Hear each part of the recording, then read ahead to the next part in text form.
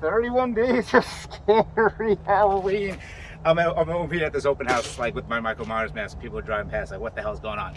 So here's a good education for you. Out of the 500 houses or open houses that I've done, I've only seen this one time. If you know you are gonna love a house or the location's perfect, whatever the case may be, bring your home inspector with you to the open house. I mean, if I'm here for 4 to 5 hours and you have a home inspector here and you ask me, can you do it? I don't care. Because here's the thing, you're doing the inspection before you even put in the offer. If the home inspector finds something, right? And this, but again, this has gotta be a house that you know, you're like, I'm gonna want this house. I gotta go to this open house. Let's go do it together. If the inspector finds stuff wrong with it, then there you go. You didn't waste any time. But if they're like, it's good to go, you can literally now make an offer being like, hey, no inspection time frame.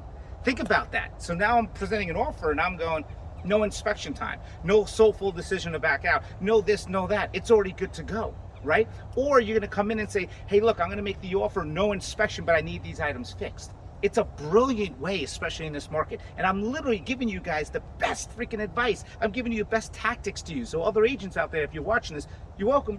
Because it's really awesome way to get an offer accepted or to get it in front of many offers. So that's your scary education. Get your inspection done during the open house or the showing if you can before you put the offer in so your offer is stronger. Talk to you guys soon.